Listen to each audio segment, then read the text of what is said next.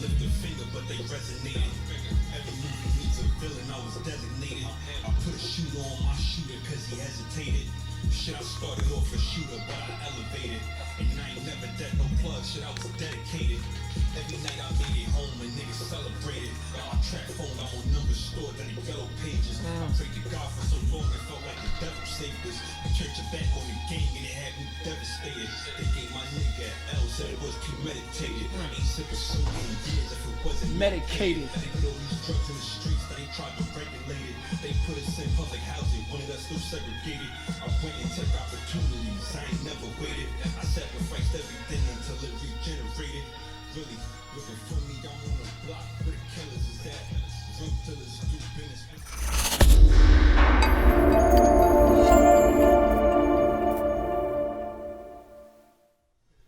Yeah. Listen, man. Y'all see what's going on, man. You already know the vibes. We back at the spot. And we just turned it up a notch. A big notch. Feel me? Once again, it's your boy King Boy the A God. And I know you guys see my very special guest to the left of me. So before I bring him in, I want to shout out Black Market. Shout out Society of the Arts. Those are the sponsors for today. And shout out HP for the put on, because I remember I spoke to HP and he was like, yo, we got to get bro at the spot. I was like, yo, I'd be honored if you could manage to get that to go down. And also, shout out to my cuz, Fuse. I remember years ago, bro. I don't even know if you remember this. Mad long ago. This had to be like 2016. Okay. I was at the gas station, and my cousin used to always tell me about you. I'm like, I'm just like, who's he talking about? He was talking about you. Play your shit. This is back in the day. And then we saw you at the gas station. He was like, yo. He hopped out. You probably get this shit all the time. But he hopped out. He was like, yo, can I get a flick? I'm like, bro must really be lit. It was right in Mobile in Pomona. Okay. A couple years ago. I was like, okay, for sure. Bro must be lit. So, if you don't know, now you know. I got the one and only Sha Hef in the building at the spot. Want to appreciate you for coming up here and chopping it up with me. I also want to appreciate you, bro, for coming up to the live and dropping a freestyle time for the one facts. time. That shit really did a lot for the platform. I remember logging off. Niggas was like, yo, you're a legend, bro. You had Sha Hef on your live rapping. I'm just like, yeah, that shit was a movie. And now we upped the scale and took it here to the spot. Mandatory. Right. So to start off the spot podcast here with Sha Hef, right? I want the people to know, who is Sha Hef? Where is he originally from? Okay. First and foremost, who is Sha Hef? That's me. You know what I'm saying? Ain't no explanation behind it. You know what I'm saying? Everything gonna speak for itself. Originally, I was born and raised in the Bronx, New York. I was born at Einstein Hospital. You know what I'm saying? I'm really from the soil, so it's like I was born in the Bronx, and I moved around a lot as a kid. You know what I'm saying? But my roots, my grassroots is in the X. Like I was in the X all the way up until I was about What part of the Bronx? 12, 233rd and Dorima Avenue. Yeah, that's where I used to live. But I lived in all over the Bronx. I done lived in Soundview, Underhill Avenue.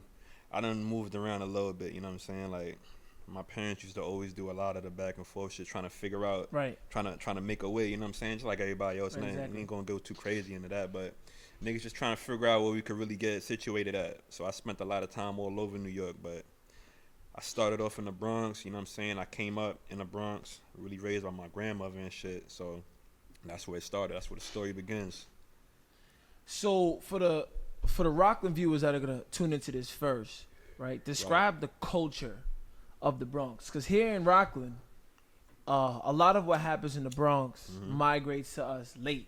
Right. So you'll see some city waves going on out here, but the city is probably already a year or two ahead of us. So for sure, coming from somebody who comes straight out of the heart of this shit, describe that Bronx culture, the lifestyle, the rap culture. You know what I mean? Talk about that a little bit.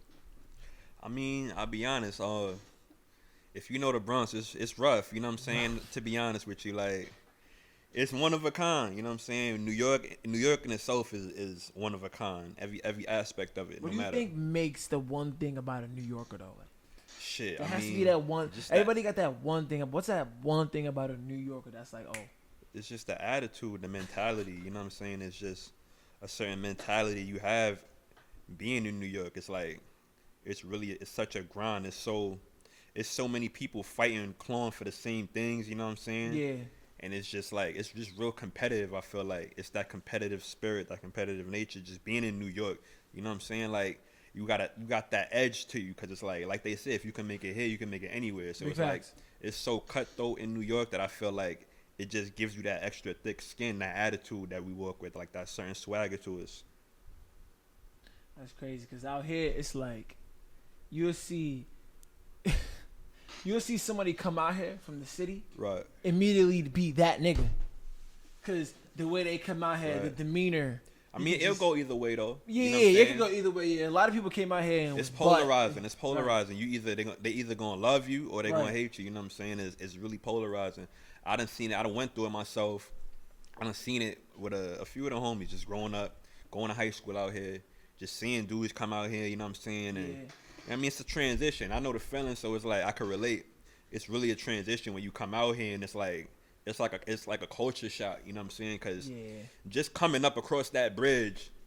Taking that drive up the, whether you coming across the G-Dub or you coming across the Tappan Zee, you just taking that ride and you just seeing it become more rural, more suburban, and it's just like, because a lot of people, when you're in the city, you like, yo, they really don't know what the fuck a Rockland County that's a is. fact. That's a fact. Not at all. They don't know about the bridge. Right, respectfully. They don't know none of that. So when they see trees, Right. they come out here, they see stars in the sky, they're like, yo, they're not really stars out here like Right. that. You feel like you like hours away from the city when you really 30, 40 minutes away, but it's like, it's a culture shock, like I said, you feel me? It's a transition. So it's like, either they welcome you with open arms or a lot of times you get that little blowback. It depends how you come into the situation too, you know what I'm saying? A lot of people come in guarded, feeling like, oh, I'm from here and there, and I'm not really trying to, you know what I'm saying? So it's like, it's tricky, you know what I'm saying? But I know, speaking firsthand, like once you get the feel of it, you know what I'm saying? It's like that's that overall New York mentality. Once you make it from the city, you feel like, all right, I come out here, I gotta be able to assimilate and figure shit out. You gotta be able to be, you you know? know. Yeah, it's a slower pace, but once you get the ins and outs of it, it's a lot more similarities than people would expect. You know what I'm saying? Not knowing. What are some of the similarities that you caught on to? I mean, I just feel like at the end of the day, you got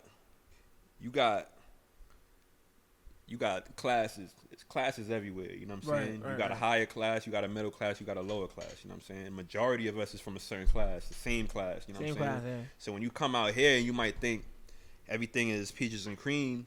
You gotta understand that they got classes out here too, and there's a hood everywhere. You know what I'm saying? You got people going through shit everywhere. So it's like once you realize that, it's like, all right, it's not too much different from where I come from. We got buildings, we got apartments, we got Section 8 housing, we got, you know what I'm saying, people going through their own grind. You know what I'm saying? So it's like it starts to open your eyes more once you get into the thick of things. It's like anyway though, you gotta go outside to really get in tune with what's going on. If you're sitting in a crib and you're looking at it from one perspective, you're going to think about it like that. But once you get into it with the people and realize, like, shit, this nigga's from where I'm from that came out here and they got a generation before them that came, you know what I'm saying? So it's like, at the end of the day, we all, like, it's similarities, you know what I'm saying? You just got to have an open mind. What about the rap scene out in the Bronx? Are you heavily invested in that or? I mean, to be honest with you, which is interesting, like, I got an interesting story, but the rap scene in the Bronx, I fuck with my share of artists in the Bronx. You know what I'm saying? You always gotta get a Bronx that just do, because that's where this shit originated from. You know what I'm saying? Yeah. So it's always gonna come back full circle to where it started at. So you know what I'm saying? You always want to give credit to where it's due. And like I said, the Bronx in itself is a zoo. So it's like coming out the Bronx, you know what I'm saying? It's difficult because there's so many people. You might be beefing with the niggas around the corner, beefing with niggas in your building, beefing with niggas upstairs, downstairs, the next courtyard, you know what I'm saying? So it's difficult to really gain that traction out there. So once you do, it's a blessing, you know what I'm saying? Because it's so hard, it's so cutthroat. The Bronx is just so grimy. It's like, and it's big. It's all It's huge. It's huge. So it's like, It's you know almost what I'm saying? like 3 times the size of Atlanta. The That's Bronx really is crazy. huge, yo. The Bronx and Brooklyn, those two places is like, I feel like they like the city. They like the hood within the hood. You know what I'm saying? I looked like, it up. They said it was like 5 million people in the Bronx alone. I believe it. That's crazy. I believe it. Because the Bronx got so many different communities in itself. You got the South. You got the Northeast Bronx. You got just different cultures in there. You got the Puerto Ricans in the Bronx. You got the West Indians, the Jamaicans. Yeah. There's so many different cultures in the Bronx too that is similar to Brooklyn. Why it's just so hectic? Because you got so many different types of people coming together and figuring it out how to live amongst each other. But the Bronx is, like I said, is one of a kind. You know what I'm saying? I wouldn't trade the experiences I had growing up out there for nothing. But as far as the scene is concerned, you know what I'm saying? I always been the type of artist, like, I'm not really trapped in the regions, you know what I'm saying? I fuck with who fuck with me. Right. And I fuck with whoever's music I gravitate towards, you know what I'm saying? If I feel like I can relate to it, you could be from Houston, you could be from LA, you could be from motherfucking London, you know what I'm saying? I got homies everywhere, so it's like, I got my homies that's in the Bronx and in the city and all that, but I really lock in with people all over the world, because it's like, luckily for me, when I started doing music, my music really started making noise outside of New York before it really started doing in New York. You know what I'm saying? So it made me have to like see the game from an outside view instead of just being local with it. So, when did Sha Hef start rapping? When did you pick up that mic and was like, all right, let me try this shit out? What was it, for the homies at first? Because a lot of dudes just be rapping for the homies. Right. They don't really put nothing out. They just that nigga in the stew who got one. Facts. Everybody telling him to drop. Facts. He don't want to drop it. I'm gonna be honest. I gotta give credit to my boy Splash. Shout out to the whole Optimistic Gardens and shit. Those my brothers. My dog, he had a session or whatever. I feel like this is 2011 maybe. Man. He had a session or whatever. Mind you, we was never into making music, but we was always heavy into music. We was students of the game, you know what I'm saying? From coming up, we listened to everybody from New York, from Dipset, G-Unit, to 3-6, to fucking Snoop. You know what I'm saying? Like, we was always on the block, you know what I'm saying? Just listening to music, and he was playing around, freestyling and shit like that. So he did a little session or whatever, came back to the block, played the joint, you know what I'm saying? You know how it is when you hear, it's like, all right, the homie did it, I could do it, let me try that. But it wasn't even really like, it was more so like I ended up sliding to the studio with him. You know what I'm saying? I ended up, let me see what I could do on the joint. And it really just came to fruition like that. I jumped on a record with him. And from that moment, it was just like, the niggas in the studio was like, yo, do another one. You know what I'm saying? Do another one. And it was like, shit. My mentality was like, I'm going to keep doing this shit until niggas tell me I, like, hang it up. You know what I'm saying? Because I'm the type of nigga, So that means you knew you weren't around some yes men. Right. All right. Because most of the people in the studio that we had went to, I ain't know them. You know what I'm saying? I only knew the homies. They don't owe you nothing. Right. So it's like, shit. To be honest, it's niggas in there that's been doing music, so it's competitive. So niggas ain't really trying to give me all the praise, but they like, it's just cool. Like, you know what I'm saying? So I'm feeling like, as long as niggas is giving me that feedback, I'm going to keep trying. Was you putting these out or you was just recording them? Nah, hell no. We was just recording for the fun of it, you know what I'm saying? Pulling up to the block, but it was like, the homies was just like, yo, I'm fucking with it. Like, keep going. So it's like, you know what? Bust my little traps, get my little bread together. Me and the homie Splash would go half on the studio time. You know what I'm saying? It was just a little hobby at the time. Whenever we was bored, we put together little joints and go to the studio. We probably did that for like a month. And what brought you to put the first Sha Hef record out? Because you must have felt some type of way about that one. That gangster. One of my mens that I was on, I was locked in heavyweight at the time. Yeah. He was fucking with the camera. Okay. He had just picked up the camera. Somebody always got to get the camera, man. Facts. Somebody got to get the camera. Somebody got to get the keyboard. Facts. Not everybody got to rap, but if you do, please rap. At least Facts. rap. Shout out to my brother Dash. Shout out to my brother Keefy. All the H's and all that. Those my brothers. But I'm not sure. I think it was Keefy might have copped him a camera. All right. Like, yo, like, cause he was running. They was trying to do their little music thing, and he was like, yo, we gonna help you find a lane. They got him a camera. He picked it up, started grinding with it. he was pushing me to the point where it's like, yo, let's shoot. I want to just shoot whatever you like, just do a freestyle. And I'm telling bro, like, yo, I'm not ready. Like, I'm just fucking around. He like, fuck that. Let's just do whatever. You know what I mean? Just shoot these little videos. So I put out the song. I had the video before I put the song out because we in the crib. He just trying to perfect his craft. I'm trying to hone my craft. So we end up like, yo, we got a fire joint, put together the little video. All the homies pulled up, you know what I'm saying? Put the bins out, the females pulled up, you know what I'm saying? It was a movie. Situated. Right, so we shot the video, and it was like, fuck it, like, we just gonna put the video out.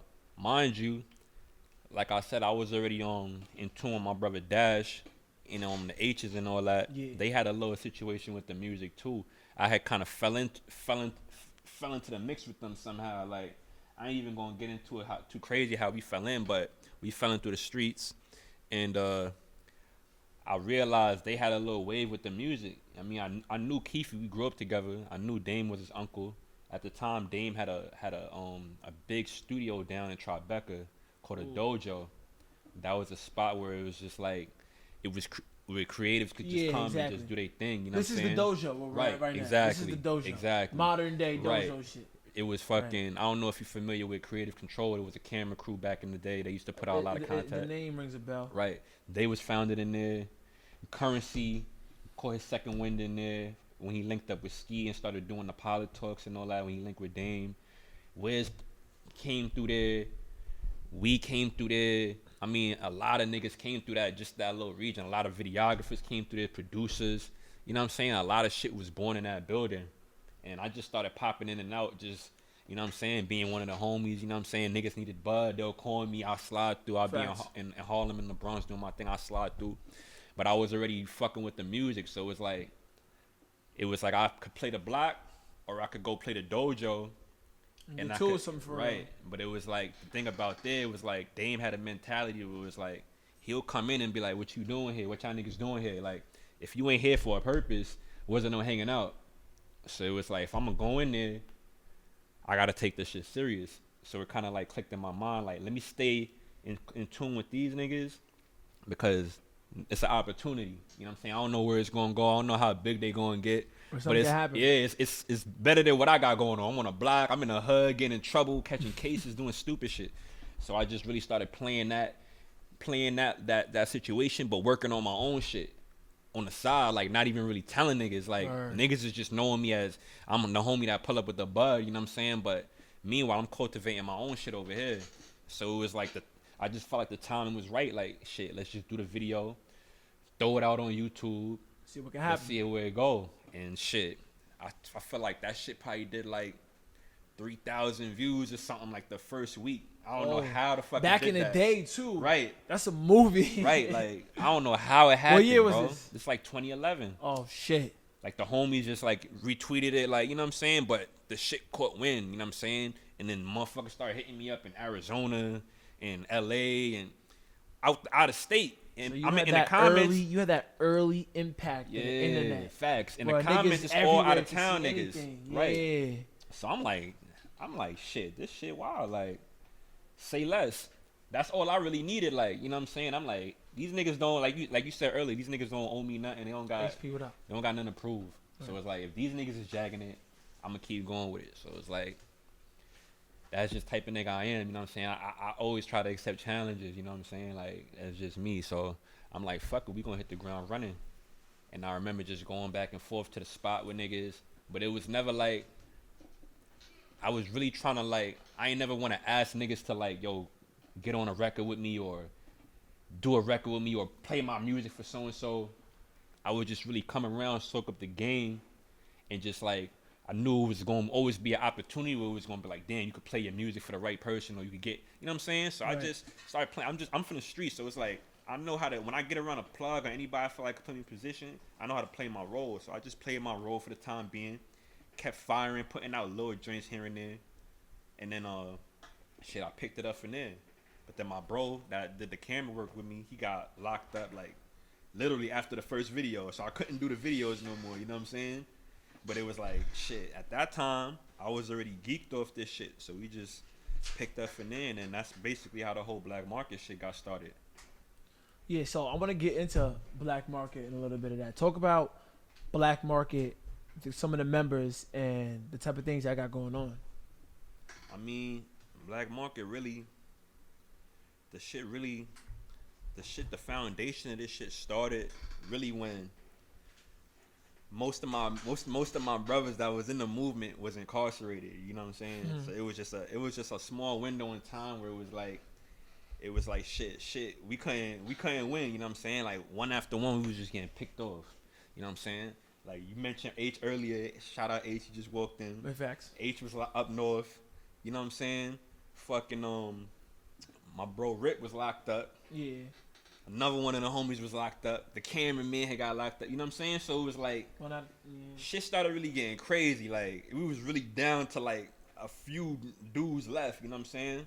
So it was like once bro brought me to the studio, it was really a way for me to like get the feelings that I had on my chest and on my back off of me without me even really and the knowing. Experiences. Right. I ain't really even know, but it was like shit when I'm going in there, it's like shit, I got enough to talk about.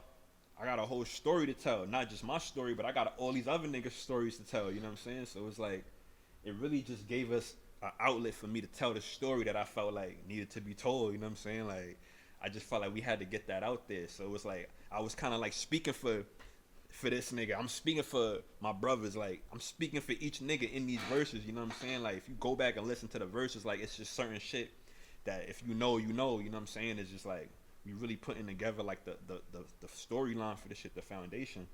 So that really was giving me the drive for that shit. And then I'll be playing shit over the phone for the homies, you know what I'm saying? And going crazy. Yeah, you know what I'm saying? You know how it goes. So that right there in itself was like shit. I gotta keep going. Like these niggas putting the battery in me, niggas in the town putting the battery in me, niggas I don't know on the YouTube the internet, yeah. So it's like I'd be a fool not to see where I could take this shit.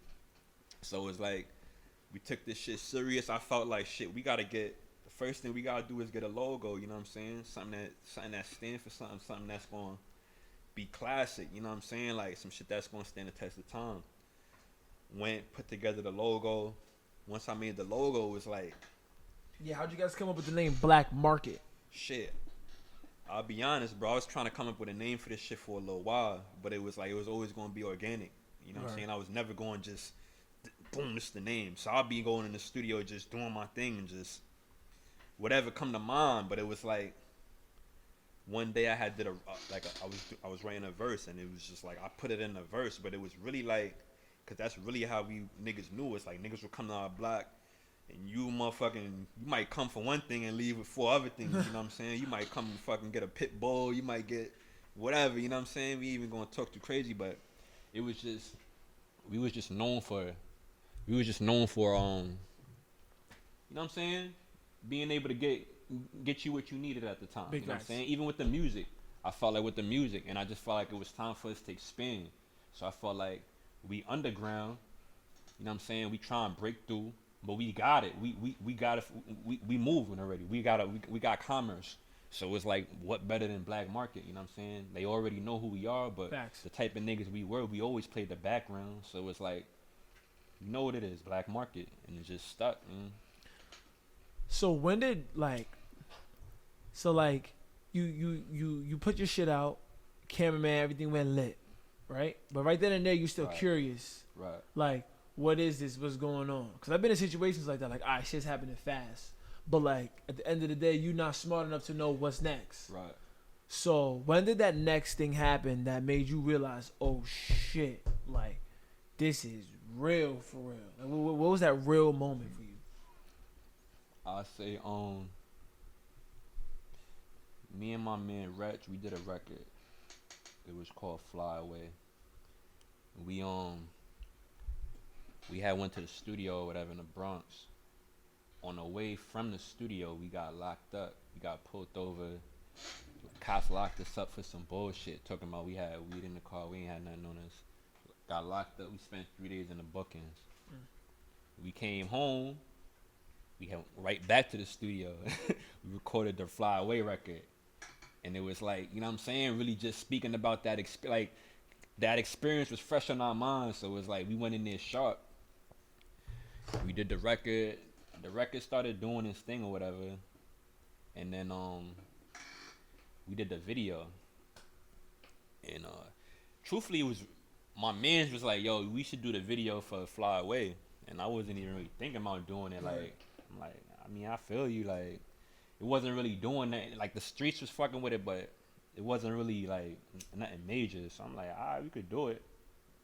But I'm like, fuck it. At that time, we had been, like I said, my man I got locked up. That was the cameraman, so we had been experimenting with niggas. So I'm like, fuck it. We found some nigga. That's when the red cams first came out. Oh shit. So I'm like, look, if we gonna do a video, we gotta like separate. You know what I'm saying? We gotta take it up a notch. So we fucked with a homie that had the red can. You know what I'm saying? Tax. You know what I'm saying? Put 3-4 racks up for the video, whatever. Nah, yeah, because them shits go for the bag. Right. That was the most we had ever really spent at the time, like Yeah. at once on the music. But it was like, shit, if we gonna do it, let's do it. All the way. Because these niggas had been gaining a little bit of traction, you know what I'm saying? My brother Dash had caught a little situation with ASAP Yams, and he had went on tour with Rocky and them at that time. Oh yeah, I want to get into that. Right, so he was just really like starting to make a name. So I'm like, niggas know us a little bit. If we want to be able to keep up with the team and bring something to the table, we got to come hard. So I'm like, fuck it, we going to drop the bag on it. We did the video, put the video out. Shit went through the roof. Like, what does through the roof mean? This is the blog era now. Okay. This is the beginning of the blog era. So Hot new hip hop. right. The blogs picked it up, ate it up. It's on every blog now. Damn, like, I'm not like, I ain't never had nothing on no blog now. I'm just like, I'm riding the wave like shit. We going from 5,000 views to 20,000 views now. You know what I'm saying? Like, it's just a different feel to it now. That video goes on to get over 1 million views right now to this day. But you know what I'm saying? Like, that was just the first time where shit felt different. Like, I got 200-300 followers that day. Like, you know what I'm saying? Like, shit went different. And people like that stay. Then they stick around. Right. I'm not really knowing the severity of it. But Ab Soul posted. Mac Miller posted. Zombies posted. You feel what I'm trying to tell you? That's it starts now. It's like now I'm in the comments. Now you see Joey Badass sent me here. So I'm like shit. Like now the homies in the industry, because we was just starting to like cultivate them relationships. You know, it was like shit. Once one or two people start showing love, it's like a chain reaction. Yeah, it's a movie. Boom, it's hitting. Everybody's posting it. The whole new little wave of rap artists, because this was the time when we was all coming through, or trying to make a name. Right. Joey just came out. Zombies had just did Bath Salt with Rocky and them. Like, we was all really coming up at the same time, so it was like we all had our little fan bases that was cultivating, and just the extra push, the extra support from the rest of the movement just threw niggas through the roof. And then that's when I'm like, this shit's getting real. Like, I'm starting to get recognized by my peers now. That's when I'm like, we gotta take this shit up another notch. How did you feel when that shit hit 1 million though? Shit, man, I ain't gonna lie, Did it hit 1 million fast, or it just like? Nah, it probably hit. It hit like 500K fast. Oh yeah. Like probably like 3 months. Oh, that's 3 to 6 months, 500K. So I'm like, shit. But at this point, shit's moving so fast now. Like, my man just on tour. Like, I go from meeting Rocky, like like whatever, like I'm running around with these niggas, not knowing these niggas they're not on yet. But 2 weeks later, Rocky's on tour with Drake. Yeah. A month later, Dash on tour with Rocky. You feel me? Everything's picking up fast, so it's like I'm trying to just keep up with the shit, but at the same time, I'm starting to get accustomed to it now because I'm seeing how fast shit's moving. I'm like, I'm feeling like this is what we supposed to be doing. Like, I got with the right niggas. They doing what they supposed to be doing. I just got to keep worrying about me. But I wasn't really shocked because shit just felt organic. You know what I'm saying? It didn't feel forced or nothing. Like, shit was just, honestly, it was fun. I was having the time of my life at that time. So it was like, I wasn't even second guessing this shit. I'm like, we doing it. Wherever we at, every day we was somewhere else. Wherever we going, wherever we at, we partying with this nigga. We in the studio with whoever. Niggas is the Scott Storage crib. I was about to say, what was your crazy studio experience? Crazy. my craziest studio experience. I don't know, like my craziest studio experience. Like, who was I in the studio with? That was probably the heaviest. Yeah. Shit. Been in the studio with a lot of niggas, man. Yeah, I can only imagine. That's why I'm like, it's probably hard to possibly name one that's you know what I'm saying? Like, cause you already talking about ASAP and right. all these niggas. That's hectic. That's heavy. I'll probably say, shit. I don't know, man. To me, in my mind, Yeah. I feel like Alchemist. Just me being like coming from where I come from. Like, That's I've been in the hard. studio with a lot of artists, but me being an artist and really like knowing artists and being around artists, it's not the same. You know what I'm saying? I done met my favorite artists and shit, and you know what I'm saying? It's not the same. Is it true you meet your favorite artist and you realize they just don't have superpowers? Yeah. Like a lot of this shit in the game is fugazi from somebody who's seen it. Hell yeah. A lot of it is. Damn. But you get that rare moment where it's like, damn, this person actually is how I thought they would be. You know what I'm saying? Yeah. Like, a lot of the times though, it's like, but you can't blame niggas though. You feel me? You gotta just blame yourself for being believing caught in that that facade, right? A lot of niggas tell you all the time, you know, role model. Like, I ain't nobody to look up to. You gotta take them for their word. But I've been in the studio with some niggas that's been authentic, but I've been in the studio with a lot of bozo niggas too. You know what I'm saying? That's really what's really prevents me from doing more features. You know what I'm saying? Cause niggas be weird. I know everybody. Like, I done met everybody. You can't name a nigga like that I haven't been cross paths with. You know what I'm saying? But it's like, it's rare that you really get those genuine interactions and connections with people. You know what I'm saying? So it's like, yeah. I haven't had that shit probably since Yams died, you know what I'm saying? Like, that real connection with somebody in the industry, like. Yeah, word. Talk about your connection with Yams, because I peeped you was at Yams Day. Like, how does Sha Hef land on the Yams Day stage, opening up for Yams Day back in 2016? Oh, shit. Coming from just seeing if this shit's gonna work for him, I mean, to opening up at Yams Day. Gangsta, if you know the history, if you look at the first Yams Day, that shit was the live stream, so you could pull it up. I was actually on stage on the first Yams Day, and you know what I'm saying, I was supposed to do a little something then, but it was just the first situation. There was so much going on. Right. I damn near couldn't even get in. That's how hectic it was. But at the end of the day, rest in peace to Yams, bro. First and foremost, that's my brother. And shit, I didn't know Yams that long. I knew him probably for like 2 years, but that's longer than most. Right. In the time I did know, son, he was probably the most authentic nigga I come across in the industry. As far as if he ever told me something, he kept his word. You know what I'm saying? Like, I met Yams through the homies. The first time I met Yams, he had told me, I heard one of your tracks. It was a track called Earth Is My Turf. Right. That was probably my biggest individual record that did the most numbers. That's damn near at 1 million too right now. But that was just a record I even put it out. I had like the homies was playing it. I had did the South by Southwest. All right. I had went out there with Yams and all these niggas. That's when he had the Yambagini label he was trying to get off the ground. The first artist was Dash, Joey Fats, Aston Matthews. So I had went out there with them niggas. I was really on some front line shit. But Yams was like, yo, like on the way down here, because I flew out there dolo from New York. These niggas all went from LA. They drove together in a bus. I went out there dolo, like, I gotta be there. Like, Big facts. Niggas tell me be there and you good, I'm there. So I'm there. So he like, yo, we drove down here. They played me a record you got. That shit was crazy. So I'm like, shit, like, good looking, like, it was regular shit. He like, nah, my nigga, like, you don't get it, like, that shit different. So I'm like, he like, matter of fact, I want you to perform this shit with these niggas, like. That's love. You know what I'm saying? I want you to perform it a couple times. Like, whenever we got a little opening, I'm gonna find a spot for you. So I'm like, cool. So we end up doing a couple shows. Like, for some reason, like, so much shit happened. Niggas start fighting all types of weird. I never got to get my performance. But I'm on stage at 5-6 different shows, like ready to go. Like shit ain't come to fruition.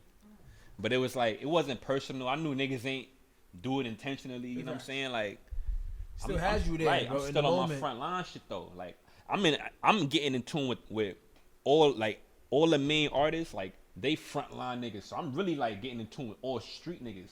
I'm getting plugged in. Like, I'm on a different type of timing. Like, I'm kicking it with TDE. Like, but I'm not even knowing who I'm around at the time. Like, so I'm just chopping it up. I've been in situations like that. We get back home. I go on my Twitter. I got about 700 followers. I'm like, what the fuck is going on? I had dropped the record that Yams had told me. I had dropped it like a week before. What happened is he took the record and he put it on. He had a Tumblr at the time. He was his Tumblr was like a go-to Tumblr. You know what I'm saying? He threw the shit on the Tumblr. That shit went super viral. You know what I'm saying? All the way up. Like, from then on, like, that's when I really started like getting my own individual opportunities, not just off the guys. Like, niggas just reaching out to me on my own for my own shows and shit like that. You know what I'm saying? So just off me getting on his Tumblr, bro, that shit gave my career wings. You know what I'm saying? Like, for real. ASAP Yams changed your life. That's a fact.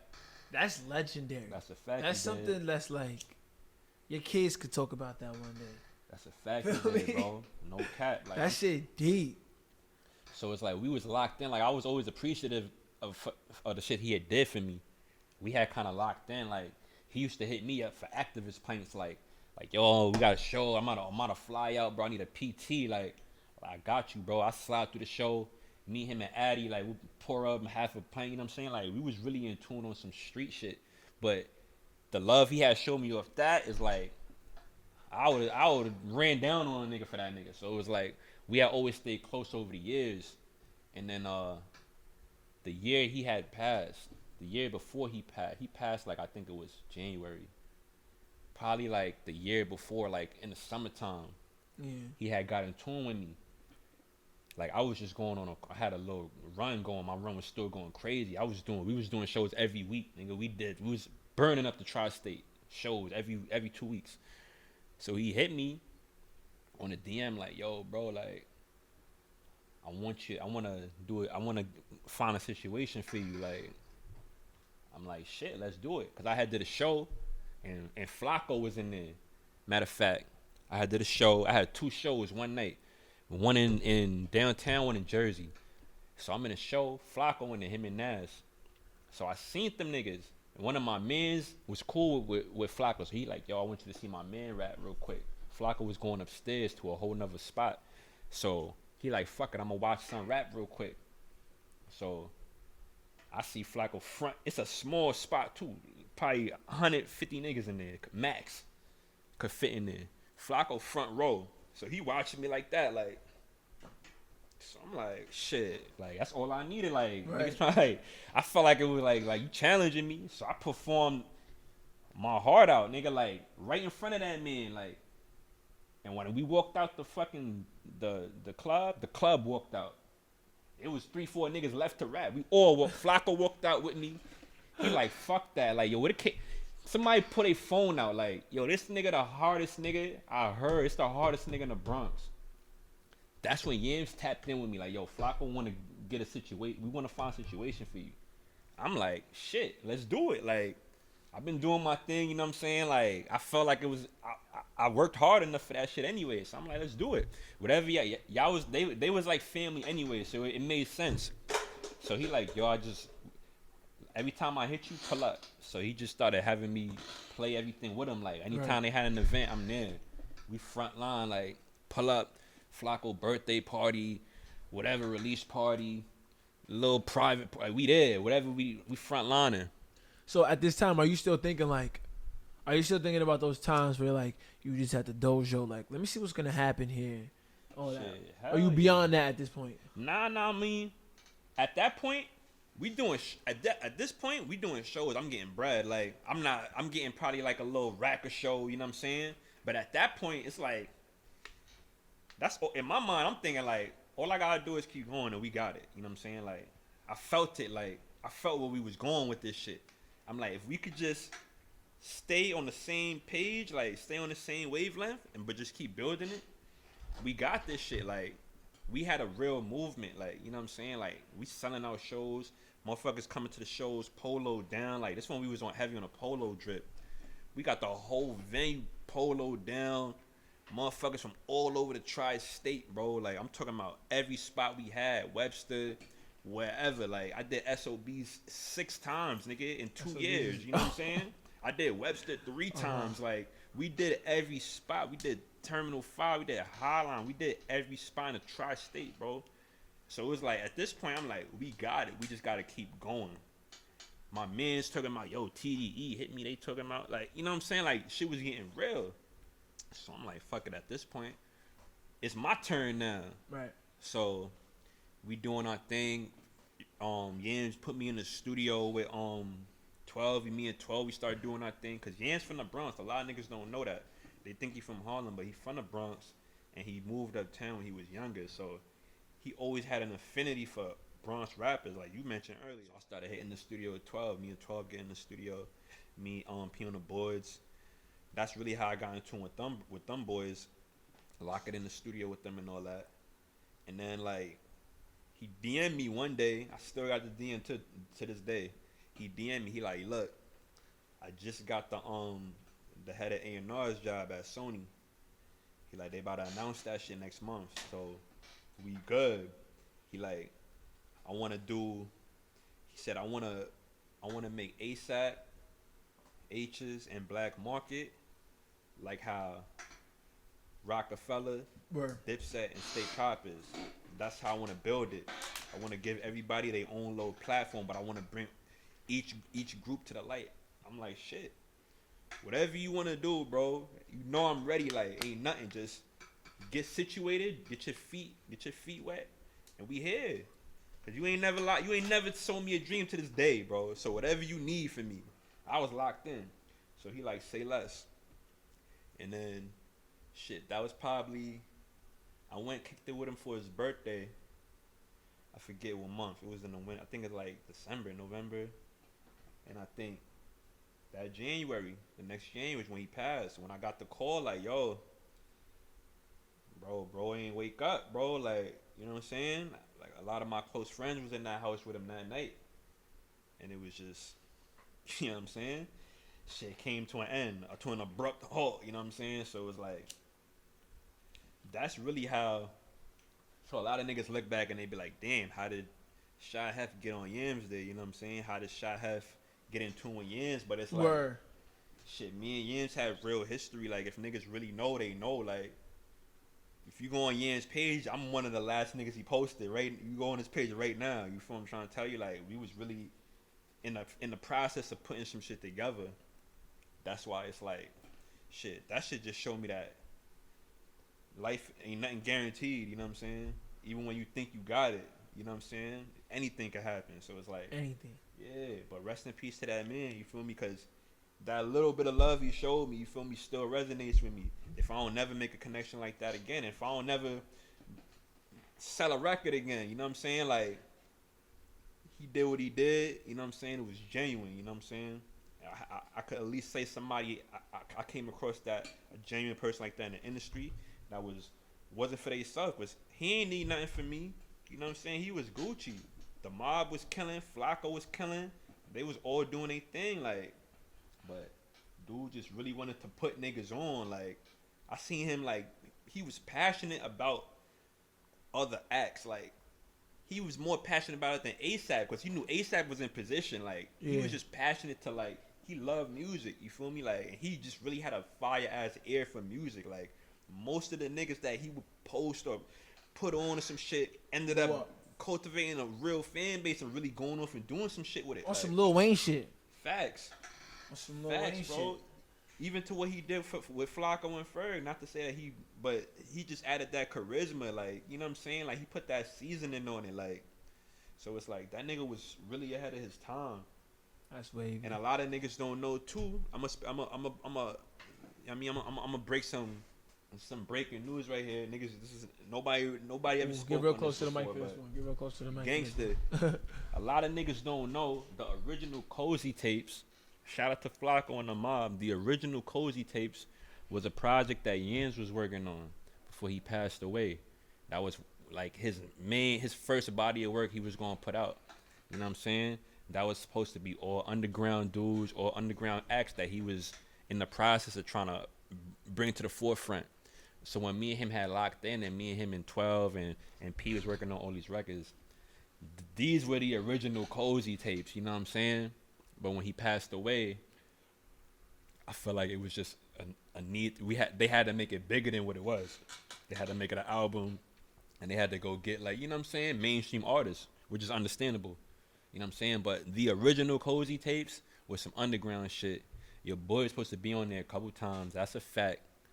You know what I'm saying? So when niggas be like, how Sha Hef get on the Yams and all that shit, like, I'm, you know what I'm saying? I'm from that cloth, you know what I'm saying? Like, Loopy. For real. Loopy, that's since really my before brother, Loopy like, was even. Yeah, that's really my brother. Like, really put in pain with boys. So it's like, it's just sad that I had to get such an opportunity like that from his passing, you know what I'm saying? Because performing at Madison Square Garden, like, that's something, you know what I mean? You ain't gonna never forget no shit like that, you know what I'm saying? Can't even play basketball there, let alone perform. Right, and if I never get the opportunity again, it's like, shit, that's the Garden, you feel me? Like, even in his passing, my boy was still putting me in position to do outstanding shit, you feel me? Never before done shit for me, so it's like, it's just crazy how that even happened, you know what I'm saying? So, shout out to Yams, you know what I'm saying? And to all the people out there, too, like, that's listening. It don't cost you nothing, you feel me, to show love to somebody or a nigga that you really, or somebody that you really think is dope, you know what I'm saying? Don't feel like you dick ride, none of that, like, you know what I'm saying? Because you never know, that one little cosign or whatever could put somebody in position, you feel me? So people don't realize, if too. you got the wave, share the wave, bro. You supposed to provide waves, bro. If you Exactly. provide a wave and you pride yourself on that, keep providing them. People don't realize, too, like, that's what I kind of realized that when I do something for somebody, like shoot they vid or do a little whatever I could do, and it works for them, it works for me too. That's a fact. People don't understand, like, you could gain from putting your hand out for other people. Like, there's some charisma in that. That's a fact. So that's why we here now, bro. Because I recognize what you was doing, you know what I'm saying, as far as just giving niggas a platform. I've been out here for a few years, you know what I'm saying. I've been doing music for a long time. I ain't never had a platform where niggas was letting me spitball or even just make a name for myself. Ain't nobody really care, and if they did, they wasn't acting like they did, you know what I'm saying. I had to create those platforms for myself, or I had to go out of the town to seek those opportunities. So it's like, you doing that got my attention. I'm in there tuned in. So you know what I'm saying? You don't know who else is in there tuned in. So it was some people in there tuned in, but like you said, acting like they don't want to do that. But there was some heads in there. But I was like, I believe it. But when you was in there, I was like, oh nah, Hef in here. That's why I told niggas, like, I'm gonna set the tone, because at the end of the day, that's how you got here. Yeah, somebody did this for you. I wish, bro. I want to see more of it. That's a big fact. Reason why I fuck with y'all when we did the video with Clish, I'm like, I ain't even know Bull when I posted this shit, but it's like, I just like to see niggas in the community come together on some gangster shit. And that shit was for real. Push one accord. If we all on the same accord, that's gangster. You know what I'm saying? That's power. That's strength. All that other shit ain't about nothing. Big facts. So it's like, when I see niggas moving like that in unison, niggas don't gotta be perfect, bro. But just the fact that niggas got that mentality, it's like, alright, I'm gonna help water that plant. You know what I'm saying? Hopefully that shit grow. Whatever I could do to help niggas, that's what I'm here for. Cause I'm straight. You feel me? I ain't tripping. So it's like, if I'm really straight how I say I am, why would I not want to see another nigga get straight, get right? You feel me? It ain't gonna hurt me. It never hurt me. You hear that? So what is one thing? Because from all there, remember we had that moment where you just trying to see what's going on, to now you got a relationship with one of the most influential people of our time. You know what I mean? What is one thing you wish you knew when you first started all of this? Shit. Before any of this happened. Don't wait on no nigga. That's the biggest shit I learned doing music. Don't wait on no nigga, man. Real talk. Stand on your own 10 toes. Even though I knew that coming in because was already moving like that in the streets, it's like you get to a certain point and it's like you feel like you got to finish with who you started with. And it ain't going to be like that. It's very rare. It's going to be like that. I ain't trying to, you know what I'm saying? I don't know. I'm not speaking for everybody, but 9 out of 10 times it ain't going to happen. And that's fine. There's nothing wrong with that. You know what I'm saying? But if I could go back and tell my younger self, don't wait for niggas. And if niggas ain't on the same accord as you, that's fine. Y'all could agree to disagree. You don't need to finish with who you started with. You feel me? I slowed myself down a lot, waiting on niggas, waiting for niggas to play their position, rather than find somebody else to play that position or fill the position myself. You know what I'm saying? So it's like that's all I would really tell myself, man. Keep going. Stop. Don't wait, because before you know it, this shit's short. You got a short window in this shit. And anything that's really lucrative like that in entertainment, whether it's football, basketball, or whatever, like when you get your window, you gotta go hard, my nigga, because you might be the best nigga for a year. Yeah, this shit don't last forever. You might be the hottest nigga for 6 months, or you know what I mean? Then what? You gotta be able to make that last. At least maximize your opportunities so that you could take that shit and spin off and create 10 other opportunities. But everybody not built like that. Yeah, man. Everybody not built to follow suit when that bell go off. Right. That's something I realized. That's a fact, bro. The window open up and there's a bunch of people. You ready, but they not. And when you could go, but if you leave them, it's a whole other problem. Right. You leave them and get some money, forget about it. Right. So we was talking about how loopy you is, and I'm listening to the project Numb. Okay. Right. What is the concept behind this? What is it? Album, project, mixtape? What are we going? Shit. Whatever you want it to be, man. Whatever you want it to be. This shit, honestly, to me, it's so. It got. Everything I'll do in album form. You feel what I'm trying to tell you? I only know one mode. You feel me? When I lock in musically, you feel me? It's like the music says that too. Just put my best foot forward. But at the end of the day, at this point, like, bro, my music, I just be on autopilot, man. Like, I don't make music all the time. I'm not in the studio every day like niggas. That's not me. You feel me? Before I'm an artist, I'm a business. You feel me? So it's like, and all my music is based off experiences. So before I go in there and start rapping a bunch of nonsense to niggas, I'm gonna really go out there and let niggas in. And give niggas game. It's always gonna be game in my music. It's always gonna be real life experiences and that shit. So, you know what I'm saying? I go and I live and I put it in the music. You know what I'm saying? I try to speak truth into the music. That's why I sleep at night. You feel me? I'm not out here just selling niggas dreams. I'm not out here just trying to make some shit that sound hot for the time being. And then 2 years is like, damn, what was you talking about? Telling niggas pop 100 Zans and do all type of stupid, goofy shit and shoot anybody in their head. You know what I'm saying? I'm trying to give niggas real game and shit. So the Numb actual concept is just really how I was feeling for the last few months before I did the project, which was like basically like the end of 2019, you feel me, top of the year. It was really just with so much shit going on in the world, you feel me, like between the internet, social media, the news and the propaganda and politics and police brutality, and it's just so much smoke that's just clouding everything. You feel me? It's just like fires going on now. Right.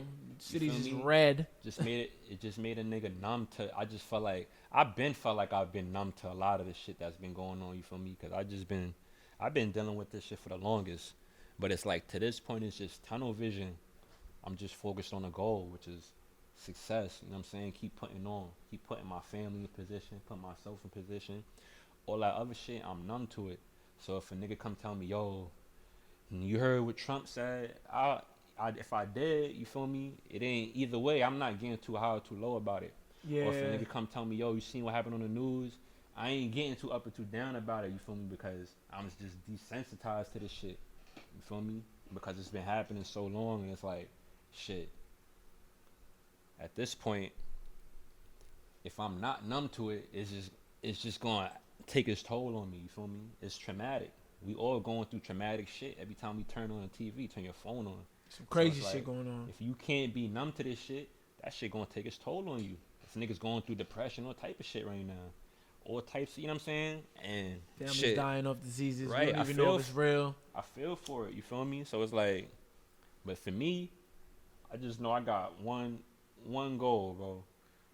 And that's what's in my brain, you know what I'm saying? I'm not even gonna speak on all that, but I got my goals, and everything else is just nonsense to me. It's propaganda. Even when niggas be talking, I mean, whether it's beef, whether it's competition, whether it's the shit on TV, I'm just numb to it. I'm focused on what I'm focused on. So it's like, that's really what the project is. If you listen to the project, is I get into what's going on a little bit, but I also tell niggas like, shit's still moving. Ain't nothing stopped. You feel me? We still going. We still, you know what I'm saying? We still putting on. Like, when I was bumping the project, I stopped and I was like, okay, I need to quote this lyric when we get up here on the podcast. You said, "You know I got the beef covered like a 2XT." I'm like, nah, he's wildin'. Then you going crazy and bro goes, "You got 1 million followers, but you sleeping on a futon." Can we please get into how these rappers really are not what it is? These social media people, in a sense, you got to force yourself to be numb, because if you look at somebody with 1 million followers, you gonna look at him like he got the world. Right. He got everything you don't have. Right. And then you meet him in person, and he's no different than you, probably worse. Right. You know, it's like when Bunk Gang was out there going viral. He was there sleeping in the bathroom. That's a fact. But people was looking up to him. You know, that's some real wacky propaganda shit that you just gotta know how to just duck your head and be like, oh, that's cool, but what are you doing for yourself type shit. Shows a difference, man. When you just know who's really getting it, because when you meet somebody in real life and you see the life they live and the type of time they're really on compared to what they posting, I can see. But also on this project, you have not only one, but two Benny the Butcher features. How does Sha Hef get in tune with Benny the Butcher? He's one of the most upcoming artists right now. Like, when I found out about Griselda, I was excited. I was like, we need this. This is what the world needs. And I heard you went on tour with him too. So this is a whole situation going on. How did that come about? Yeah, shit. I mean, a lot of niggas don't know. Really, I really went on tour with them niggas twice. Word. I went on tour with them back in I want to say, I'm new to them. I found them out. Right, I found out about them. I would say this year. Yeah. Right. Earlier this year. I want to say we went on a road like 2017, 2018, some shit like that. I'm not sure. Like, when you was in the program, H, what year was that? 2017. Okay. 2017, we went on the road. Right. I did probably like 4 dates with them, I want to say. I was supposed to do more, but at that time I was retarded still. You feel me? And like, I could have went on the whole tour with them. For personal reasons, I didn't go on the whole tour with them. But that's when I met them. I met them back in the first Griselda tour. It was Conway and Westside Gun Joint. I met them at Webster through a mutual friend. And they was fucking with me. Like, they told me they was in tune with my music and all that. It was nothing but love. Like, they showed me love, genuine love from that moment. You ever been up there to Buffalo? Yeah, facts. I did a show in Buffalo. I did a show with them in Buffalo on the first tour. It was crazy. It was crazy. The show was crazy. But you know, like, I slid through the trenches a little bit, went and got some food and all that. It was an experience, you know what I'm saying? But what's different about Buffalo, New York, and New York, New York? Shit. I ain't never been up there, but I want to go. I'm gonna be honest. That shit remind me of like Patterson. Yeah. Like Newark, Patterson, like. What's worse, Newark or Buffalo?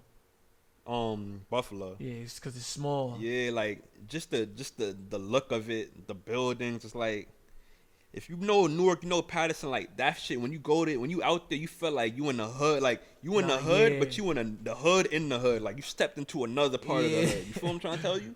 that's how Buffalo got that feel to it. No cap. It's definitely grimy out there, you know what I'm saying? But they definitely showed your boy love out there, so shout out to them. But yeah, I went on tour with them back in 2017 with them and my boy Jay Worthy. Went on tour with them again, most recently, top of the year. We did the What Was She Gonna Do tour. I think we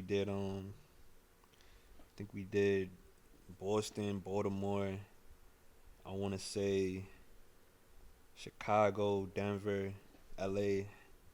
We did a few joints with them, but shout out my nigga Ratchet. I heard he was on that. yeah, shout out my boy Rat. You know what I'm saying? Definitely helped with the hype man and all that. You know what I'm saying? Front line. Definitely came out there and got that good road experience. In the position he in the position you was in. Right. Back then when you was playing front line. Right. So everything, you know what I'm saying? Sense. I was happy I was definitely able to share that experience with another artist, you know what I'm saying? Shit. So it's like that was definitely dope. But yeah, I knew Benny since like after I got off the first tour. One of the homies had reached out. I think he reached out to H probably and was like, "Y'all want to get Hef and Benny in the studio?" You know what I'm saying? Me and Benny know mutual people through the streets, so it's like it just kind of made sense at the time. Right. The homies wanted to, you know what I mean? I felt like we was both looking out for the homies at the time, and it just made sense. So we locked in. We actually was planning on doing a whole tape. We got a whole tape recorded. That's crazy. Y'all have it already? Yeah, we got a whole tape put it out or not? Been done. I mean, you know what I mean? You never say never, you know what I'm saying? Right. You never know. Sha Hef and Benny the Butcher tape. Yeah. That'd be some work. Yeah, you know what I'm saying? It is. It's still sharp and still. You feel me? I can only imagine the trap talk going on. I'll play you some joint off cam, no cap. But trust me, we got a whole tape done. But it's like, for whatever reason, it didn't end up coming to fruition. But we definitely wanted to give people a dose of what that was like. Because we definitely mentioned it. It was definitely something that was highly anticipated at the time. So that's why I really wanted with this project, just to give niggas that was just been waiting for that. I had fans that was both them shits go crazy.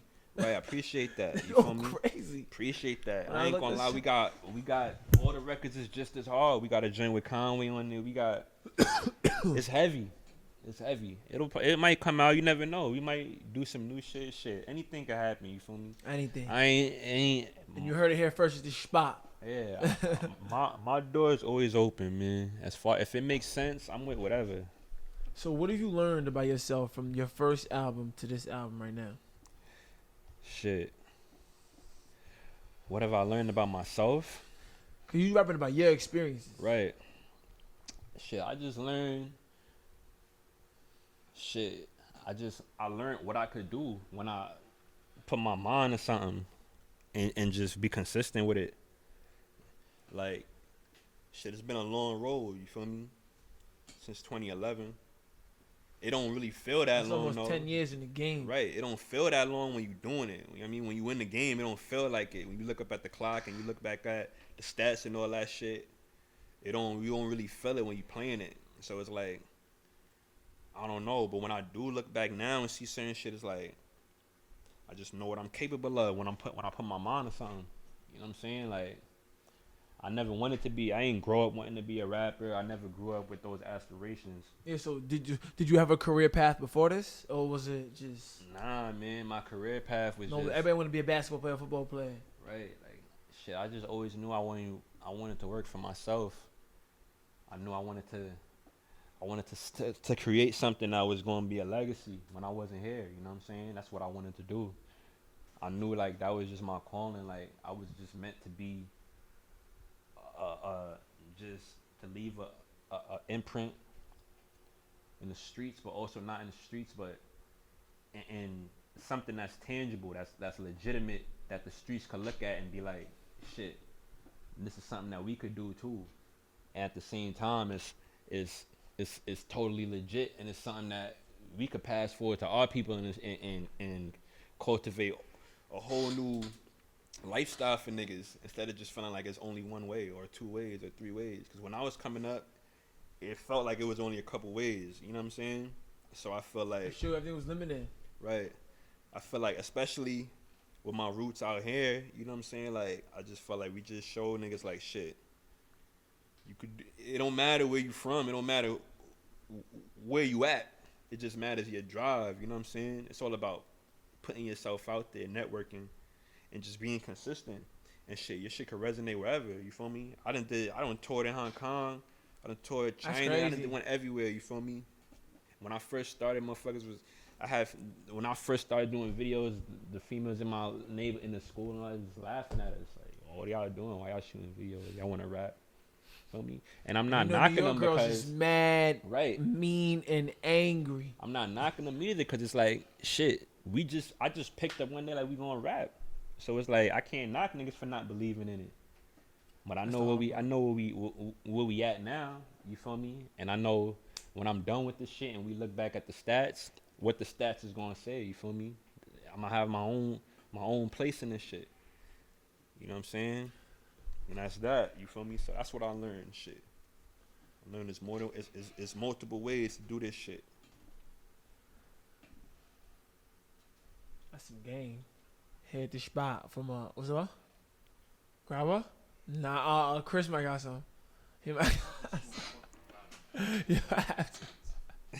You got backwards on? Yeah, I got wood. Yeah, you got some on you. Nah, you do your Gangsta, thing. we raw at the Woods, spot, man. man. We got HP at the spot, man. He need a Yeah, fucking come backwood. on. I was about to Get your roll up. backwood, Truthfully, man. shit. Feel me? Now I'm not even paying attention to y'all. Nah, you do your thing, man. We here. This is a good one. This is legendary. Real shit. So I peeped on the gram, right? I want to say rest in peace, Fred the Godson. But I see y'all had a relationship. Yeah. You've been around some pretty legendary folk. How did you meet Fred the Godson? You gotta Shit. really be in tune for real. You gotta really know like what you doing for real to be in tune with Fred the Godson. Shit, I ain't gonna lie, man. Like, I be feeling like a lot of this shit just be divine intervention, man. Like, I like that. I'm a spitter, you feel me? So it's like, somehow I just always get locked in with them niggas that spit or that niggas that just come from the lifestyle that I come from, you know what I'm saying? So, the Fred shit really just happened off of, I went to do a record with Capo, with Jim Jones. Word. Shout out to Jim. And shout out to the whole team over I there. see you got feel Jim me? Jones on the album too. Yeah, shout out to Jim, man. Shout out to my boy Dud. Shout out to my nigga Rule. We got, you know what I mean, it's real family ties in that. So it's like we went over to do the Jim record and we went to the Heatmaker studio. That's where we did the record at. And Fred recorded there.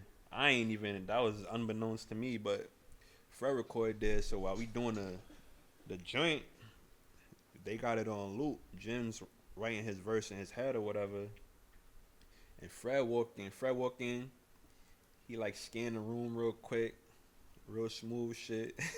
Were you like shocked when he walked in or you didn't even realize? I ain't gonna lie, I wasn't shocked, yo. I wasn't shocked because it's like I've been in so many sessions. Word, like been here, yeah. Once I'm in a session with Capo, I don't know who might come in. You feel me? Facts. Like shit. So I'm like, all right, shit. Fred walked in, but I had met Fred. We had did a couple shows like just coming up together. Like I done did shows with him, but we never had a real relationship. Word. But he walks in, he scans the room, whatever. He pays his respects to niggas, and he walks out. And then he walks back in probably like 5 minutes later, and he like, yo, who spitting? So I'm like, that's me. So he like, all right. Like he get my handle and shit. So I'm like, yeah, bro, you know we locked him. He like, yeah, you look mad familiar, bro. Like I knew you. So he like, yo, this shit hard. I'm like, appreciate you. So we just get to chopping it up and all of that. And he basically like, yo, I was in the other room, bro. I was in the B room, and I'm doing my session, and I just keep hearing this record. Like, he like, I had to come see who was spitting, bro. I ain't gonna lie, like, I had to come see who it was. So he fake putting a battery in me. I'm like, all right, like, come on, Fred, like, Word. knock it That's off. Fred. Yeah, like, he like, nah, like, where you from the Bronx? I'm like, yeah. He like, I don't know why I'm not more in tune with you, but he like, you gotta be like top 2-3 niggas from the Bronx right now. I'm like, shit, coming from you, bro, one record, like, You also I'm taking that. You know in your what I'm saying? album, in your album, you was like, only compare me to Pac. I Right. feel you. Right, you know what I'm saying? That's just my mentality, though. Like, if you ask me, nobody fucking with me, bro. I'm gonna be honest with you. Like, Everybody should you feel can, that way too. you ask me on my worst day, bro. That's just how I feel. Like, I feel like when it comes to this shit, like, nobody fucking with my pen. That's just how I feel. When I want to get my shit off, I'm going. Cause I done been toe to toe with some of the best. Me and Fred did a record right after that. You know what I'm So saying? you got a record out there with Fred the Godson. We did a record right after that. Literally 2 days after that. And God bless the dad. He went to the hospital 2 days after we did the record. So it's like, that's why I be saying a lot of this should be divine intervention, because it's like, That's crazy. you feel me? A lot of this should be happening like that. Same thing happened when me and P did the record. Me and Prodigy did the record. We did the record. He reached out to me, which was crazy. I got a call from my cameraman at the time. Like, yo, I'm with Prodigy. Cause he's like, I just showed him. I'm about to do a video with him. I just showed him the videos we did, and he told me to call you. I'm like, what up? Like, I jumped on the phone with P. P like, yo, I'm fucking with your shit, bro. Like, send me a record.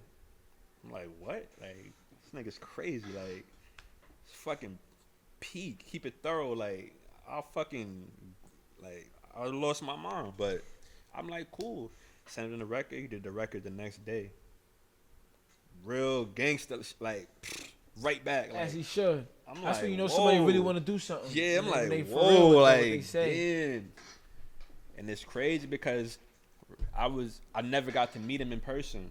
I was about to go to his crib because he had a spot not too far from Rock. He lived in Rockland. Yeah. So he had a spot. My man from LA, Jay Worthy, was out here, and they in tune heavy.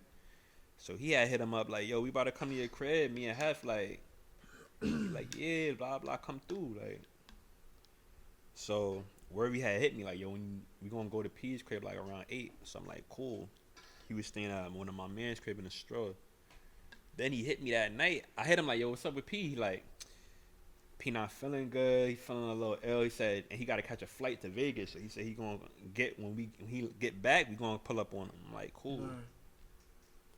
That's when I'll go on the news 2 days later. P passes in Vegas. You feel what I'm trying to tell you? So it's like, that's why I be saying this divine intervention with a lot of shit, because it's like, I don't be knowing how this shit would happen, bro. If I really knew, I'd tell you. But a lot of this shit just be me walking in a certain room or me just getting a call and shit happening and locking in with legends. You feel what I'm trying to tell you? So it's like, it's just God. I can only say it's God. I don't know.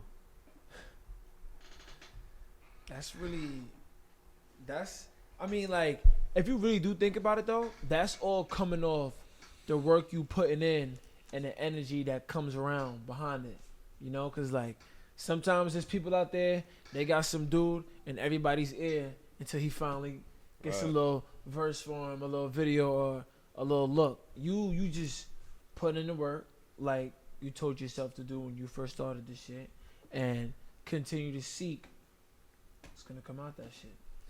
This is a pretty, like you said, but that is a pretty interesting story. I was, like, concerned when you said that. I was like, I wonder what he means by that. Nah, it'd be different because it'd be like, even when it's like I just start to cultivate a relationship with these people, and then it's like untimely demise. You feel me? So it's like, it'd be a gift and a curse, but shit, coming where we come from, we deal with death a lot, man. So it's like, we just take it with a grain of salt, man. It's just, I'm blessed for the opportunity I had. I wish I would have been able to do more, but shit, we gonna just take those experiences and learn from them, build from them. So coming from being this Bronx rapper that went off, met the right people at the right time, and made the best of his opportunities, went on to go meet all these legends, how do you end up tapped in with Rockland? Shit, A lot of people think this is the last place. Right. Shit, just my mom's, and they like, I ain't gonna lie, like I said, I moved around when I was young a lot, but shit, my mother's a hustler, man. My mother she's an immigrant. She came to this country from Trinidad when she was young. Yeah. You know what I'm saying? With my grandmother, and my aunt, and she's a hustler. Like, that's where I get my hustle from. You know what I'm saying? She just hustled her way through this shit. She kept hustling and kept leveling up, and then shit landed her in Rockland. You know what I'm saying? Like, she just was busting her ass to try to put me in a position where she felt was the best for me. You know what I'm saying? Yeah. Like, even though I fought her my hardest to go back to where I came from. You know what I'm saying? I always have roots where I come from. I'll never not be from where I'm from. You know what I'm saying? But just coming here, it's like I told you, once you get assimilated, you gotta figure out, and you get in tune with people, you realize like it's real niggas everywhere. It's like it's fake niggas everywhere, and it's opportunities everywhere. You know what I'm saying? Right. And you gotta just make it happen. I felt like, to me, when I really got in tune with it, and I really like got over like, all right, this is who I'm gonna be for a little while. Like, Yeah, how do you feel about that Rockland culture? I just like shit. I just felt like it was untapped land. Like, you feel me? Like, shit, it's for me to take over. Like, facts. And I got with my little crew of niggas that was in arm's reach, that I felt like was thorough. Right. And we was like, shit, we on a mission. And that was that. You know what I'm saying? But shit, I got my mixed feelings about Rockland County, you know what I'm saying? Just like I got mixed feelings about a lot of places, but at the end of the day, I got real roots out here, you know what I'm saying? Period. I got real niggas out here that I consider family. I had a lot of real experiences out here. I done caught cases out here. I done beat cases out here. I done had beefs out here, just like I had all over. So it's like, I can't change the history I got out here. So I'm going to always have love for Rockland County, because it's it made me part of who I am. You know what I'm saying? Everything that you go through makes you who you are. So it's like, without this little bit of shit, without me being in Rockland County at a certain point in my life and being bored and trying to figure out what to do, I might not have even fell into music. Because if I was still where I was coming from, I would have been moving even faster than I was moving and shit.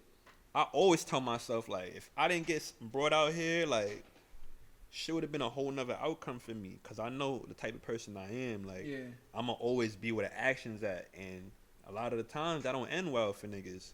You feel me? So it's like, I was blessed to be forced to slow down a little bit and really like start using my brain, like, you know what I'm saying, to figure certain things out. So it's like, and like I said, I did a lot being out here. Like, I reached a lot from being stuck in this particular region. Made the best of it. Right. So it just shows niggas like ain't no excuses. That's really all it showed. Like, there's no excuses, bro. You could be in a fucking middle of the fucking black hole, my nigga. As long as there's an outlet and there's resources, it's up to you. Yeah, and it's up to you sometimes to get on, to pick up and move around. You can't expect shit to fall in your lap. You know what I'm saying? Just because you're from Rockland or you from a certain particular place that might not be the most lit, don't mean you can't pick up and build those relationships and bring them back there. You know what I'm saying? At the same time. So it's like you say, you got to make the best of what you got, where you at. Because ain't nobody trying to hear that at the end of the day. Nobody going to feel bad for you. Not at all. Hell no. Not at all. Shit, I remember living out here and they was fucking filming Love and Hip Hop. Like, in Rockland. You feel me? Like, it's opportunities out here. You feel me? Like, I was living right next to the spot they was filming it at. It's crazy. You feel me? And Like, I'm like, what the fuck? like 30% of Netflix apparently is shot in Rockland. Shit. Yeah. I believe that too. It's crazy. Crazy shit. But they call it Rockland County because of all the rocks that are on the ground. Like, if you dig up some shit out here, you're going to see nothing but rocks. It's pretty crazy. I know they shot some shit from The Sopranos out here. They had told me Well, they shoot movies in Haverstraw. at the spot you be eating at, that Italian spot. They shot a Sopranos scene at that shit one time. So that's real active. That's real active. That's probably some of the most active things. Right. Rockland is active. Rockland has never really had somebody take off and go completely mainstream, like A-list. Because Rockland ain't never get behind. No, they ain't never support nobody like that. We trying to make that happen now type shit. I don't know if they ever had I don't know. You feel me? I'm not saying that they did or didn't. I don't know if they ever had the right artist, maybe. Yeah. to fully embrace, but Everybody that took off forgot about it. There was Right. I know, not for nothing. We ain't gonna say too much, but if you know your history, niggas know my body out here. big facts. You feel me? Niggas ain't support me out here to an extent. There's a certain group of niggas that supported me 100%, and it's love. But niggas who didn't support me to where you would expect niggas to support somebody that's like, damn, like really doing all this. he's right here. Like, even if we don't like the nigga, let's just support it because it's gonna bring more opportunity here. You know what I'm saying? Like, Fact. I don't know too many niggas that did shows in Rockland. I did a show in Rockland. It was one show, but it was a show, like a real show. We did a real, like, you know what I'm saying? There's no opportunities for niggas. So it's like, I would think, like, when you find somebody, support them. And it don't gotta be me, because trust me, it don't gotta be me, but find somebody, support them niggas, man. Like, give them a shot. You never know what he gonna do for you. Yeah, it's gonna open up the floodgates for niggas, bro. Like, Shit gonna get niggas gotta nasty. stop having that crab in the barrel mentality. Niggas gotta really, like, put their pride to the side. Even if you another artist, support the other niggas that might be a little bit more further than you. Duh, cause it's like, you know what I'm saying. And if you the nigga that's niggas supporting, don't be a dickhead. And when you get to a certain level, try to shit on niggas neither. You know what I'm saying? When that person get up, he gotta show the world his Pull city. niggas back up. What's coming out of his city. Right. So he gotta, if nothing coming out of his city but him, what is he talking about? That's what I'm saying. You feel me? People don't understand that though. But I think they starting to get it now. Niggas is weirdos. I Just- support just- artists from everywhere. I support artists from my hood. Support niggas in Harlem. And I support niggas in Rockland. If you watch who I post niggas from out here all the time. So it's like, I'm bringing niggas on the road. I'm doing records with niggas. You know what I'm saying? I'm leading I'm not just speaking it. I'm doing it. So it's like, And you really been I'm out not there in the lecturing field niggas. for real. Yeah, you I'm don't not- gotta do that. right, I'm not lecturing niggas. I'm really trying to show niggas by example. But at the end of the day, I'm trying to lead by example so that the trend could catch on. You feel me? It's a trend that niggas gotta catch on to, man. Even the other artists that I don't know, it's like, shit, get in tune with me. Get at me. I'm not looking for niggas, but if niggas get at me, I'm supporting niggas off rip. I'm supporting niggas before I even hear the music. Word. And it's not even to be on no funny shit, but I don't care about the music first and foremost. I care about the hustle. If you a hustler, I'm more likely to support you than if you making a good song and you don't want to do shit. Cause I'm not gonna force you to do shit. But if I see a nigga that's busting his ass, that's putting on, shit, keep doing it. Cause I don't know what niggas like. I don't know what might pop. It might not. I might not like it, but you might like it. So why am I going to just shut it down? It might not be for me, but if niggas is jacking it, fuck it. Everything ain't gonna be for everybody. People gotta understand that. They gonna get it though, right? One day, or they gonna get their ass gonna be left. Cause the world ain't gonna stop spinning for nobody. So I be trying to tell niggas can say whatever they want to say. They can say, me and Sha Hef is talking bullshit this whole podcast, but at the end of the day, I've been in the game for a little while and I'm straight. I'm trying to tell y'all niggas how to be able to maneuver in the game and be straight too. I ain't never had no platinum gold record. But at the end of the day, I'm going to be relevant until I don't want to be relevant no more, because I'm going to always have my roots in this shit, and I'm going to always bust my ass in this shit. And whenever niggas think I'm not doing something, something's done already. And something's ready to drop every time. You feel me? So we got another project on the sit way? on my hands. I mean, it's always something on the way. It's always something on the way. You know what I'm saying? It's just Consistency, we timing. like that. It just be timing with me. You feel me? It's really about timing, bro. I live my life off timing. I might have something planned tomorrow, and I'll wake up, and if it don't feel right, it's a dub. You feel me? It's really about timing with this shit, because when you put certain shit out into the universe, you don't get to get a second chance at it. It's just out there forever. So it really be timing with me. But there's always new music on the way. I'm out to live my life, man. We about to catch a flight.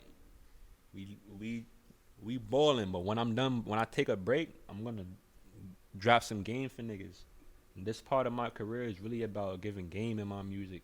and really teaching niggas like, I hear a lot of that in the album. yeah, it's really about motivating niggas to provide. We blowing up the niggas that's out here providing waves for people, for their family, and putting on for the community. We not promoting none of that other shit. None of that clown shit. None of that super thug shit. Be a super thug, but for a reason. You know what I'm saying? If you ain't got no choice, get it. Right. We supporting the hustlers, not the killers, not the robbers, bro. Amen. Real talk. So what's next for Sha Hef, man? What's to come? What are we gonna see from Sha Hef in the next 4 to 5 years before we get out of here? Shit, man. Everything, man. I'm diversifying my whole portfolio. It's always gonna be classic music, top of the line, highly produced music. You know what I'm saying? We trying to get more into the visual aspect, because the visual aspect always been something that was like one of my strong suits in my career. Like, my videos always been like something that just stood out, that always garnered a lot of attention. I always had a lot of people trying to get me to direct videos for them and shit. It's just something I really wasn't into because of time, but I'm starting to do more with my time now. So we gonna go into the visual side more. I want to do production, start a little production company. Yeah, you know what I'm saying? That same shit, bro. And that's what's hot right now. we bringing the merch back. The merch is back, full fledged. The OG tees, we got them in all flavors. We got new designs coming, but shit, niggas just been hitting me for so long. This staple tee just been going so strong for so many years. It's like, yeah, I have to get me one. You feel me? Right. The bro got one, you know what I'm saying? Supported. Shout out. I appreciate that for sure. You know what I'm saying? But we trying to bring it back, man. Trying to bring it back. We trying to start back with the grassroots of this shit and build it back up and create more opportunities for niggas. I'm trying to bring more niggas into the fold, but we looking for niggas that want to work, not niggas that we got to work. We looking for creatives. We looking for niggas with business plans. We trying to just diversify the whole business right now. You know what I'm saying? Trying to bring in other artists and trying to just not be in one dimensional. You know what I'm saying? I feel like the 2021 is just about not being one dimensional. A lot of niggas is only bringing one thing to the game, one thing to life. You know what I'm saying? It's like we trying to do everything. Not everything, but as much as we can handle. Right, and we're not just trying to do it to do it. We trying to master everything we doing. We trying to become a master. It's a lot of niggas that's the jack of all trades, but a master of none. We mastering each thing as we doing it. So it's like, that's why you see these teas is still here. They only going to get better. The quality. We trying to put them in storefronts as soon as this COVID stop shutting shit down. We trying to do all of that. We trying to get back on the road, do another tour. That's mandatory. As soon as they open shit back up, for sure, you know we going back on the road. That's man, though.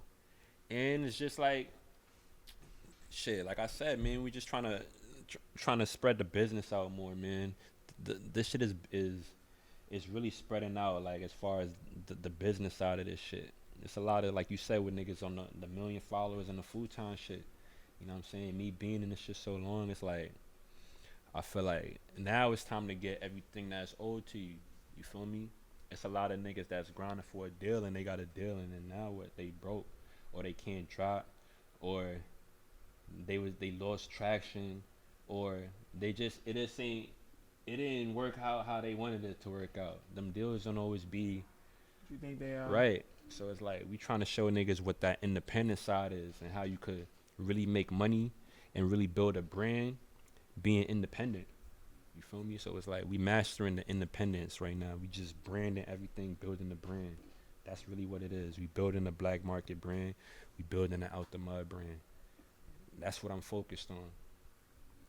Copy. Yo, so Sha Hef, man, I want to really appreciate you for coming up here, chopping it up with me, giving us some game, and just telling us your story, bro. Really appreciate it. I really fuck with the album, Numb. Everybody go check that out, stream that. The shit's going fucking crazy. Got Benny the Butcher on there. Got, was that 38 Special? Right. Out there going crazy. Goes 38, hard. shout out 38. Jim Jones and yeah, you already heard everything you needed to know here at the spot. It's your boy King with the A God. I'm with the one and only Sha Hef, and you know the vibes, man.